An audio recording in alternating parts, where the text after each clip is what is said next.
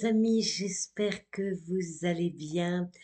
On se retrouve aujourd'hui pour la nouvelle lune qui se déroulera en Scorpion le 1er novembre 2024 à 13h46, heure de Paris.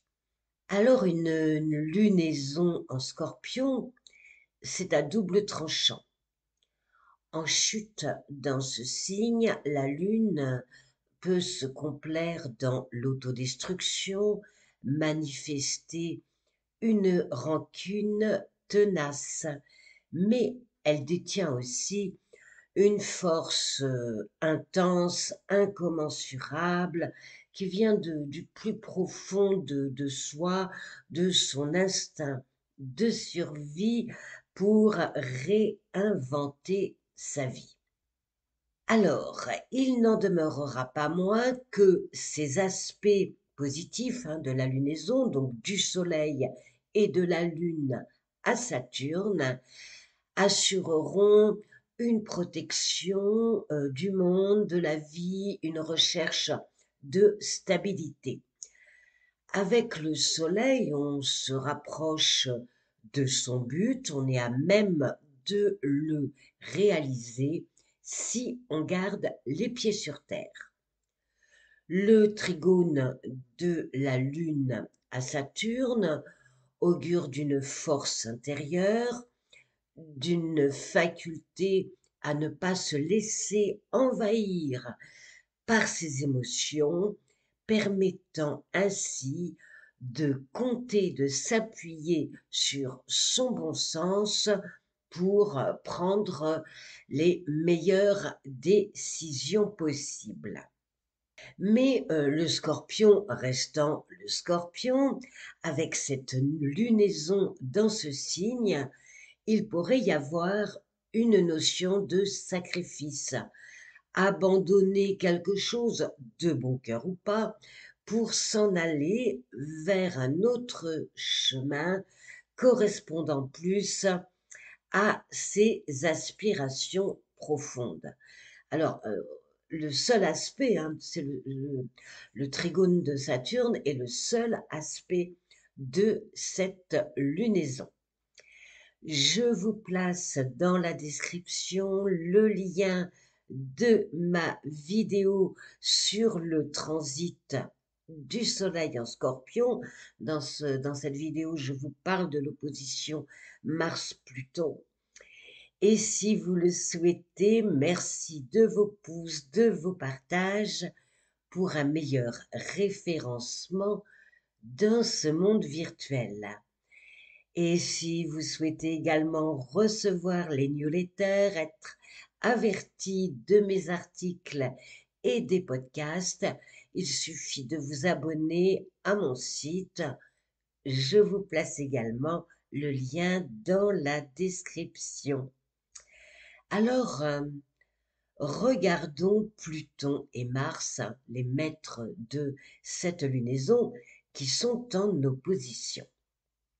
Pluton, lui, forme un sextile à Mercure. C'est un aspect qui invite à se poser les bonnes questions, à ne pas se fier au monde des apparences, à creuser un petit peu, aller plus loin que les apparences. Il parle d'une période favorable pour aborder des sujets délicats, mettre les choses au clair si besoin est. Mars, lui, il est au trigone de Neptune, donc cet aspect adoucit les effets tranchants de l'opposition Mars-Pluton. On est quand même dans deux planètes guerrières et qui s'opposent. Et donc Mars, trigone Pluton, invite à écouter son intuition pour agir, partir dans la bonne direction et ne pas se laisser happer par tout le négatif de cette opposition Mars-Pluton.